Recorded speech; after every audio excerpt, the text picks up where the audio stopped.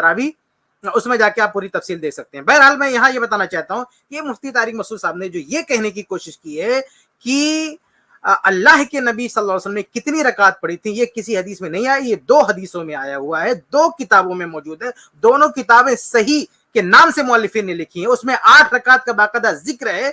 इसलिए ये तासुर देना कि किसी भी हदीस में, यानी किसी बेगुबार हदीस में नहीं। अरे गुबार आपकी नजर में हो सकता है मुफ्ती साहब, आपकी नजर में गुबार हो सकता है, इमाम इब्ने खुज़ैमा रहमतुल्लाह की नजर में कोई गुबार नहीं उस हदीस पर, इमाम इब्ने हिब्बान रहमतुल्लाह की नजर में कोई गुबार नहीं उस हदीस पर।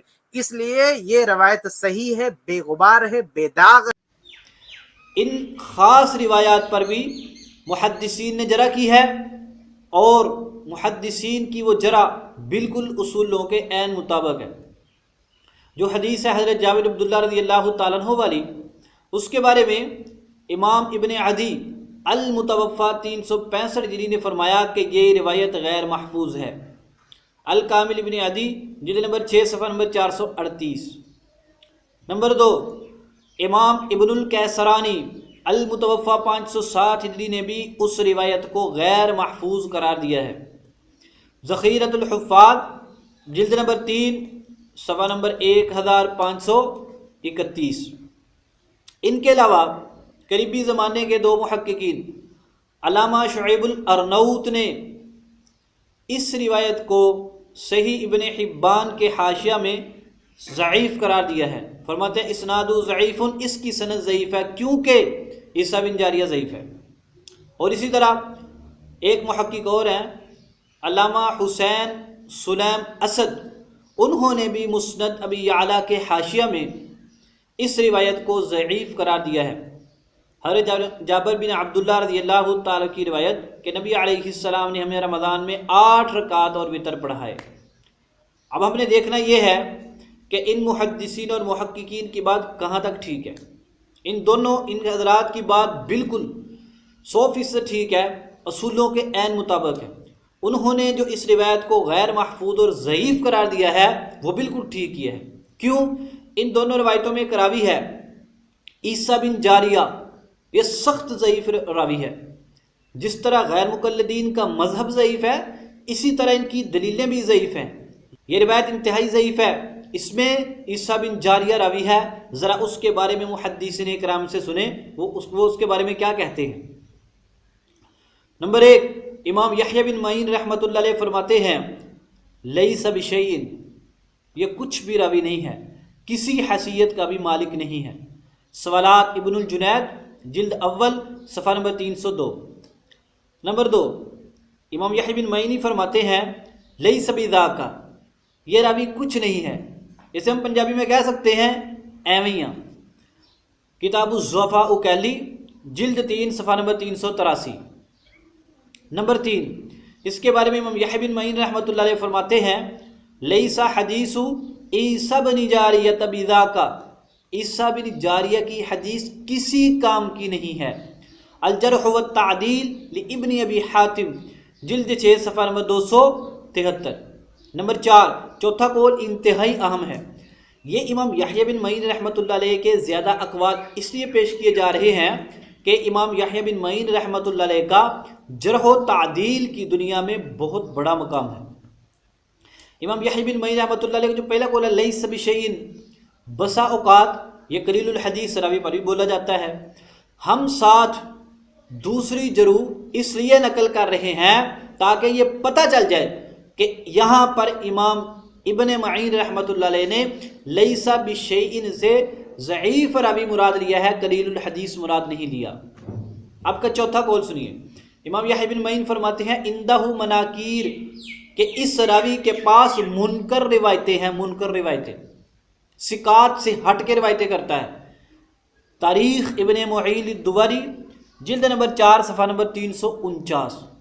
ये चौथा कौल इंतहाई अहम है कि इसके पास मुनकर रिवायतें हैं। मुनकर, अब जो इसके पास मुनकर रिवायतें हैं, मुनकर रिवायतों का इसके पास जो थैला है उसमें से इसने 2 रिवायतें निकाली, छोड़ दी, और गैर मुक़ल्लिदीन ने फ़ौरन कबूल कर ली। और वाह गैर मुक़ल्लिदो, लोगों के मसालिक को, मज़ाहिब को अहादीस के ख़िलाफ़ कहने वालों, तुम्हारी अपनी क्या हालत है। मुनकर रिवायतों को सीने से लगाया हुआ है और पूरी दुनिया के अहनाफ को चैलेंज करते फिरते हो। ये देखो तुम्हारी हैसियत क्या है। تو امام یحییٰ بن معین رحمۃ اللہ علیہ اقوال سے پتہ چلا یہ کمزور ضعیف بے حیثیت راوی ہے اور منکر روایتیں اپنے پاس رکھتا ہے۔ نمبر 2، امام ابو داود سجستانی سنن ابو داود کتاب کے مصنف فرماتے ہیں منکر الحدیث، یہ منکر الحدیث راوی ہے۔ تہذیب التہذیب جلد نمبر 8 صفحہ نمبر 260۔ امام ابو داود رحمۃ اللہ علیہ منکر الحدیث، علامہ عبد الرحمن مبارک پوری غیر مقلد فرماتے ہیں کہ یہ منکر الحدیث ایسا وصف ہے کہ جس راوی میں یہ پایا جائے وہ اس لائق ہو جاتا ہے کہ اس کی روایت کو بالکل ترک کر دیا جائے۔ تو لہذا غیر مقلدین کو چاہیے کہ عیسیٰ بن جاریہ کی روایتوں کو سینے سے نہ لگائے بلکہ اس کو ترک کر دے۔ یہ منکر الحدیث راوی ہے، کثرت سے منکر روایتیں بیان کرنے والا ہے۔ انہی میں سے ایک حدیث سے جابر ہے جو اس نے آپ کے سامنے چھوڑ دی اور غیر مقلدین نے سند کو دیکھے بغیر احناف کی دشمنی میں فوراً قبول کر لی۔ نمبر 3، امام نسائی رحمۃ اللہ علیہ فرماتے ہیں منکر الحدیث، یہ راوی منکر الحدیث ہے۔ کتاب الضعفاء والمتروکین جلد نمبر 1 صفحہ نمبر 17 صفحہ نمبر 76۔ نمبر 2، الکامل ابن عدی میں بھی امام نسائی رحمۃ اللہ علیہ کا قول موجود ہے۔ اس کے علاوہ امام ابن الجوزی رحمۃ اللہ علیہ نے امام نسائی سے نقل کیا متروک الحدیث۔ امام نسائی سنن نسائی کتاب کے مصنف، دیکھو کتنے بڑے بڑے امام، کتنے بڑے بڑے حضرات عیسیٰ بن جاریہ پر سخت جرح کر رہے ہیں، لیکن غیر مقلدین پھر بھی اس کا دامن چھوڑنے کو تیار نہیں ہے۔ کیوں؟ ان کا مقصد یہ ہے لوگوں کو ائمہ اسلاف سے دور کرو، احناف سے بدظن کرو، کثرت سے عبادات سے دور کرو۔ منکر الحدیث، متروک الحدیث، حدیث میں ترک کیا، نہ لو اس کی حدیث، لیکن غیر مقلدین نے کہا لینی ہی ہے، ہم نے احناف کی مخالفت نہیں کرنی۔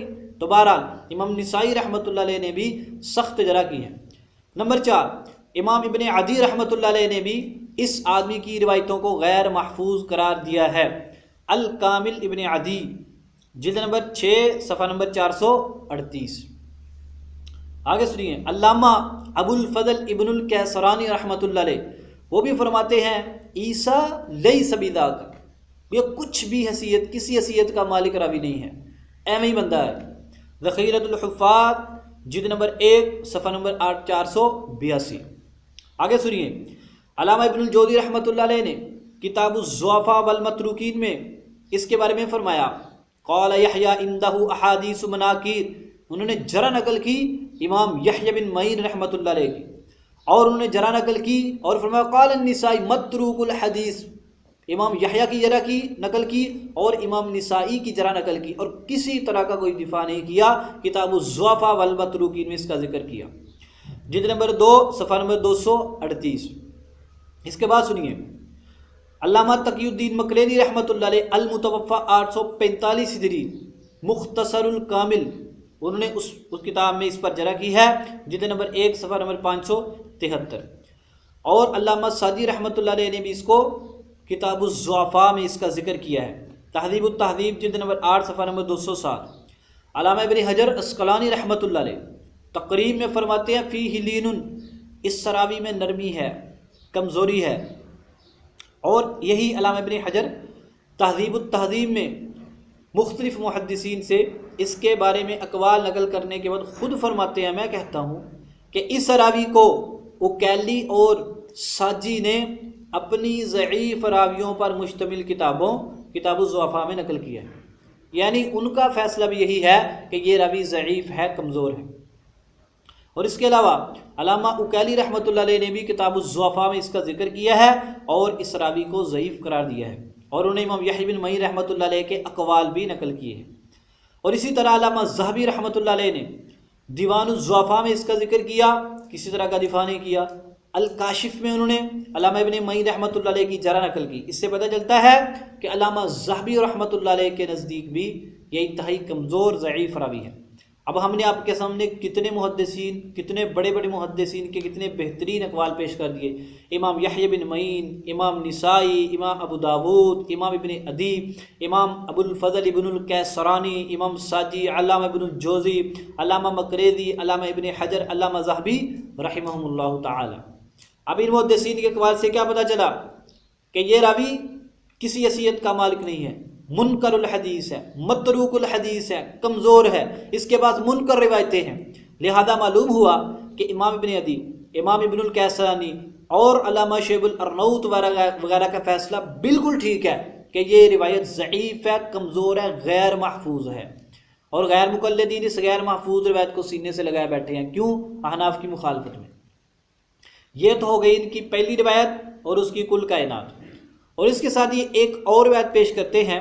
حضرت جابر بن عبداللہ رضی اللہ تعالیٰ فرماتے ہیں کہ حضرت ابی بن کعب رضی اللہ تعالیٰ عنہ حضور پاک صلی اللہ علیہ وسلم کے پاس آئے اور فرمایا ہمارے گھر میں عورتوں نے کام قرآن نہیں پڑھی ہوئی، آپ نے نماز پڑھا دیں، تو میں نے ان کو 8 رکعات پڑھی اور وتر پڑھا ہے، اور حضور پاک صلی اللہ علیہ وسلم نے خاموشی کا اظہار کیا وغیرہ۔ اس خاص روایت کے بارے میں علامہ ابن الکیسرانی رحمۃ اللہ علیہ فرماتے ہیں الحدیث غیر محفوظ، کہ یہ حدیث غیر محفوظ ہے، صحیح نہیں ہے، اور غیر مقلدین حضرات اس غیر محفوظ حدیث کو سینے سے لگائے بیٹھے ہیں۔ پہلے بتایا تھا مقصد کیا؟ لوگوں کو کثرت عبادت سے دور کرنا، احناف سے بدظن کرنا، چاہے ضعیف غیر محفوظ حدیثوں کو ہی سینے سے لگانا پڑے، اور احناف کو چیلنج، دنیا کے احناف کو چیلنج، ہندوستان میں، پاکستان میں، سعودی عرب میں، پتہ نہیں کہاں کہاں لوگوں کو عبادات سے دور کر رہے ہیں، اور پاس حدیثیں کون سی ہیں؟ غیر محفوظ۔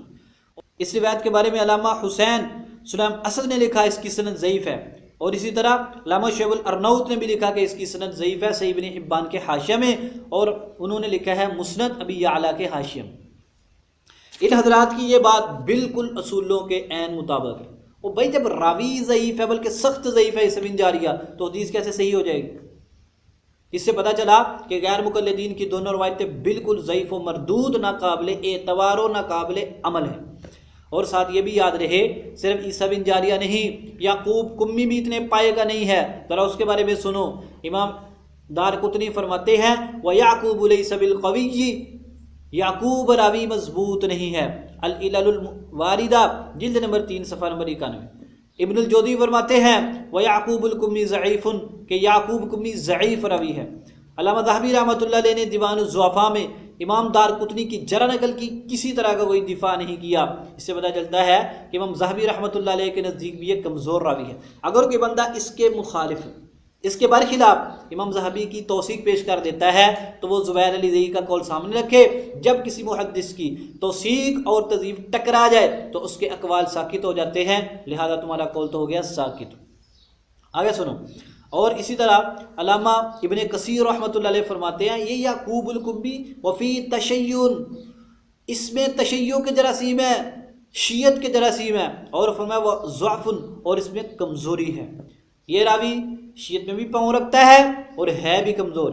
البدایہ والنہایہ جلد نمبر 5 صفحہ نمبر 206۔ البدایہ والنہایہ وہ دیکھنی ہے جو علامہ عبداللہ بن عبد المحسن الترکی کی تحقیق کے ساتھ چھپی ہوئی ہے۔ اور ابن کثیر رحمۃ اللہ علیہ صاحب یہ بھی فرماتے ہیں وَمِثْلُ هَذَا لَا يُقْبَلُ تَفَرُّدُهُ بِهِ، وہ کسی اور مسئلہ کے بارے میں فرماتے ہیں کہ اس جیسے مسئلہ میں اس اکیلے کی روایت قبول نہ کی جائے۔ تو ہم بھی غیر مقلدین کو کہتے ہیں کہ یہاں پر بھی انتہائی اہم مسئلہ ہے 20 تراویح کا، جو رسول پاک صلی اللہ علیہ وسلم سے ثابت ہے، حضرت عمر فاروق رضی اللہ تعالیٰ عنہ سے ثابت ہے، حضرت صحابہ اکرام سے ثابت ہے، حضرت ابی بن کعب رضی اللہ تعالیٰ عنہ سے ثابت ہے، امت کا اجماع ہے، پوری امت 20 تراویح کے اوپر متفق ہے۔ تو لہذا اس کے برخلاف آپ یعقوب الکمی جیسے آدمی کی روایت کیسے قبول کر رہے ہیں؟ آپ عیسیٰ بن جاریہ کی روایت کیسے قبول کر رہے ہیں؟ تمہاری گفتگو کا خلاصہ کیا نکلا کہ غیر مقلدین حضرات کی دونوں روایتیں بالکل ضعیف و مردود و باطل ہیں، جیسا کہ ہم آپ کے سامنے محدثین کرام کے حوالہ سے پیش کر چکے ہیں۔